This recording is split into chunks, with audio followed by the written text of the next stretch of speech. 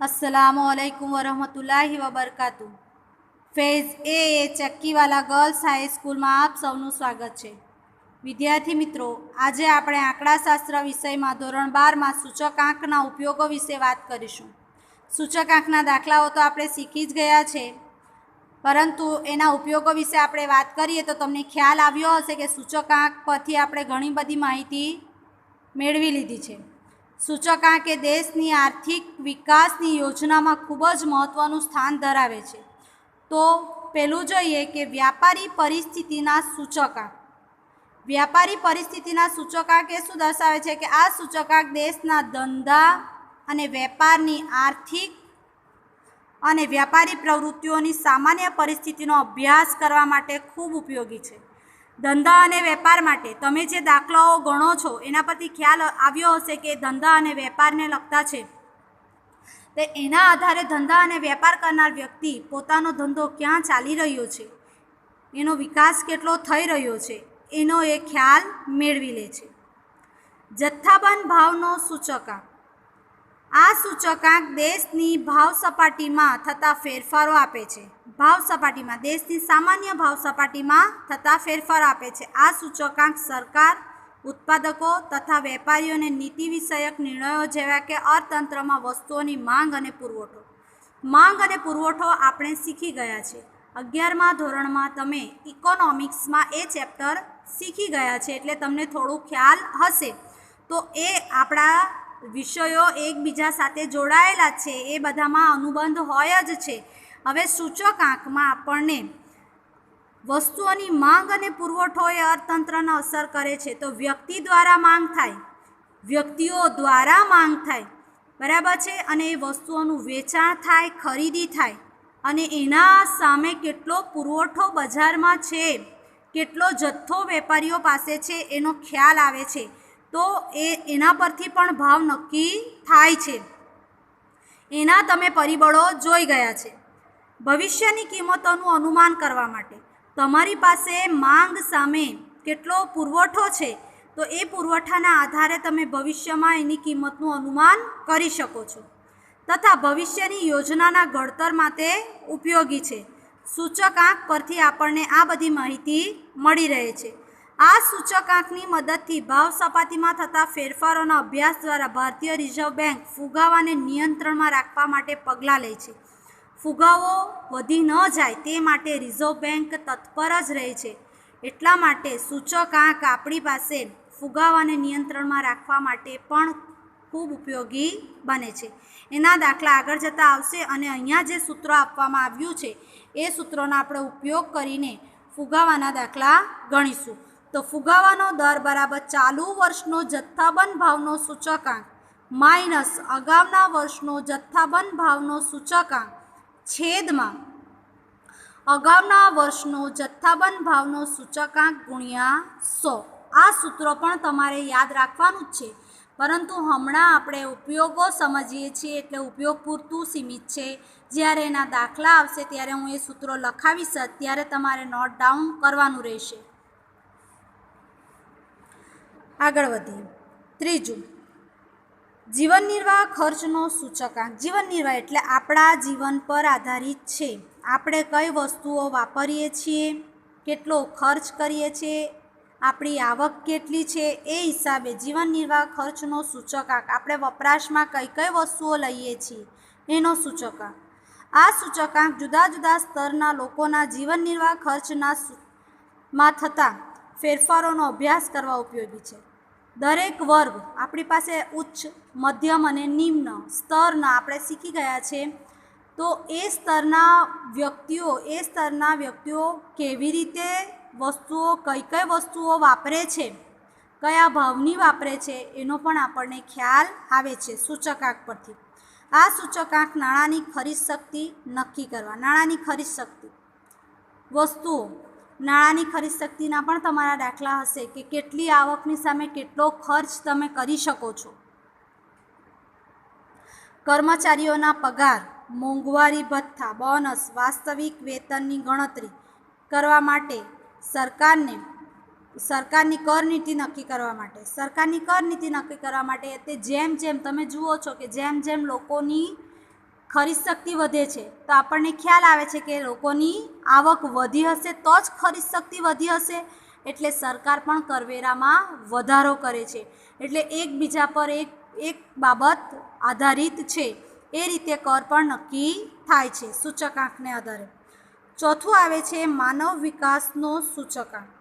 આ સૂચકાંક માનવ વિકાસની કક્ષા, જીવન ધોરણ, અપેક્ષિત આયુષ્ય અને શિક્ષણ સ્તર નક્કી કરવામાં ઉપયોગી છે અને તે પછી માનવીય શક્તિઓનો વિકાસ માટે જાણકારી મળે છે.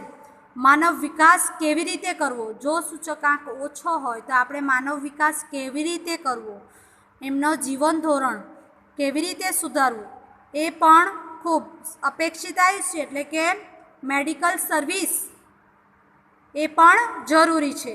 એના પરથી આપણને ખ્યાલ આવે કે કઈ સુવિધા ક્યાં પૂરી પાડવાની છે, તો એ સૂચકાંક આપણે શોધ્યો હોય તો.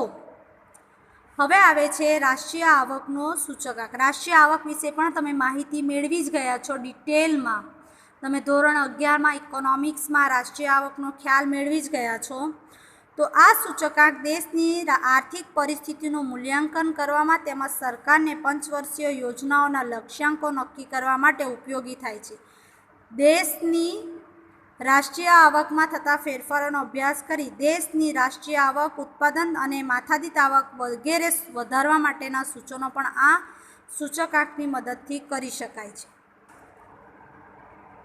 દેશની આર્થિક પરિસ્થિતિનું મૂલ્યાંકન કરવા એટલે દેશ અત્યારે કઈ પરિસ્થિતિમાંથી પસાર થઈ રહ્યો છે તેને આધારે પંચવર્ષીય યોજના નક્કી કરવી, તે માટે સૂચકાંક ઉપયોગી છે. દેશમાં માથાદીઠ આવક, રાષ્ટ્રીય આવક, ઉત્પાદન વધારવાના ઉપાયો એ બધું સૂચકાંક પરથી આપણને ખબર પડે છે. હવે છઠ્ઠું આવે છે ઔદ્યોગિક ઉત્પાદનનો સૂચકાંક. આ સૂચકાંક જુદા જુદા સમયે ઔદ્યોગિક અને હુન્નર ક્ષેત્રના ઉત્પાદનમાં થતા ફેરફારોના અભ્યાસ માટે ખૂબ જ ઉપયોગી છે. કેવી રીતે? તો કે ઉદ્યોગોમાં ઉત્પાદન કેટલું થઈ રહ્યું છે તેની સામે કારીગરોને કેવી તાલીમ આપવી કે જેથી આપણને ઉત્પાદન વધારવામાં મદદરૂપ થાય, તો જેથી દેશનો વિકાસ દર વધે. ઔદ્યોગિક અને વેપારી પ્રવૃત્તિઓનું આયોજન કરવા માટે આ સૂચકાંક ઉપયોગી છે. કૃષિ પેદાશનો સૂચકાંક. આ સૂચકાંક કૃષિ પેદાશના ભાવમાં થતા ફેરફારોનો અભ્યાસ કરવા ઉપયોગી છે.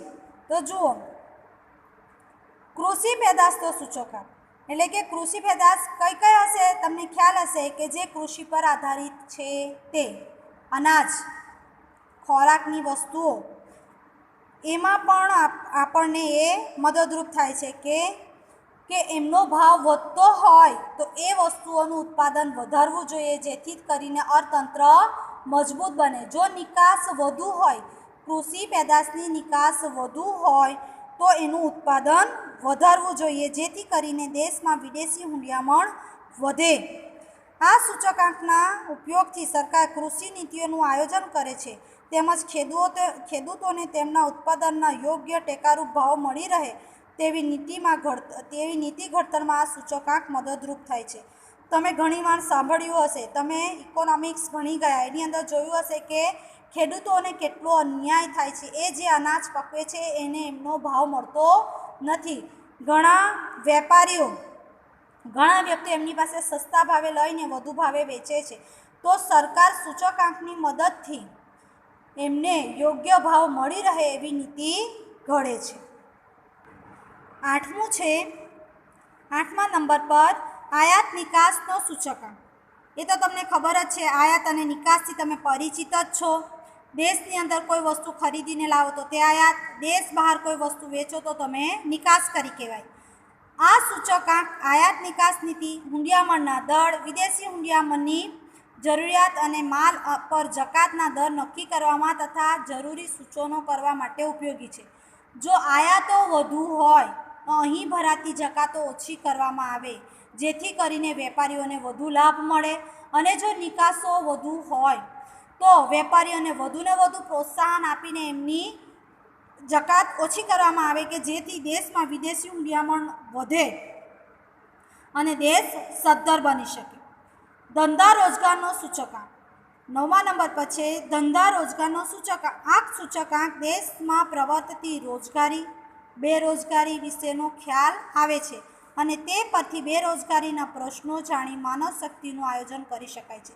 આ જે માનવ શક્તિ વણ વપરાયેલી છે, જે વ્યક્તિઓ પાસે જે શક્તિ રહેલી છે એનો યોગ્ય ઉપયોગ થતો નથી. તમે જુઓ તો શિક્ષિત બેરોજગારી, શિક્ષિત તો છે પરંતુ તેમની સામે તેમને રોજગારી મળતી નથી. તો આ સૂચકાંક પરથી ધંધા રોજગારનો સૂચકાંક પરથી આપણને એમના માટે રોજગારી પૂરી પાડવામાં સરકારને આ મદદરૂપ બને છે. મૂડીરોકાણનો સૂચકાંક, આ સૂચકાંકથી શેર, સ્ટોક, ડિબેન્ચર, સરકારી જામીનગીરીઓ વગેરેમાં ભાવમાં થતી વધઘટ અને મૂડીરોકાણની ગતિશીલતાનો અભ્યાસ થઈ શકે છે. તેમજ શેર સ્ટોકના ભાવના વલણનું અનુમાન કરી શકાય છે. શેર બજારમાં કેવી પરિસ્થિતિ ચાલે છે એ સૂચકાંક પરથી આપણે જાણી શકીએ. કાચા માલનો સૂચકાંક, આ સૂચકાંક વેપારીઓ, ઉદ્યોગપતિઓ, અર્થશાસ્ત્રીઓ વગેરેને ઉત્પાદન વેચાણ નીતિઓમાં જરૂરી માર્ગદર્શન પૂરું પાડે છે. કઈ માલની વધુ માંગ છે તેના પરથી તેનો કાચો માલ કેટલો ઉત્પાદન કરવો એ વેપારીઓને, ઉદ્યોગપતિઓને ખબર પડે આ સૂચકાંક પરથી. જેમ બેરોમીટર હવામાન માટે હવાનું દબાણ, વાવાઝોડું અને વરસાદની આગાહી કરવા માટે ઉપયોગી બને છે, તેમ સૂચકાંક દેશની સમગ્ર આર્થિક પ્રવૃત્તિ, વ્યાપારી અને સામાજિક પ્રવૃત્તિઓમાં થતા ફેરફારો માપવાનું તથા તેમનો તુલનાત્મક અભ્યાસ કરવાનું એક આવશ્યક સાધન છે. તેથી સૂચકાંકને દેશના અર્થતંત્રનું બેરોમીટર કહે છે. તમને પરીક્ષામાં થિયરીમાં પૂછાય કે સૂચકાંકને દેશના અર્થતંત્રનું બેરોમીટર કહે છે તો તમારે આ ઉપયોગો દર્શાવવાના છે. આ તમારે વાંચવાના છે અને એને યાદ પણ કરવાના છે, નોટ ડાઉન પણ કરવાના છે અને ત્યાર પછી ગૂગલ ફોર્મ પણ ભરવાનું છે. Thank you.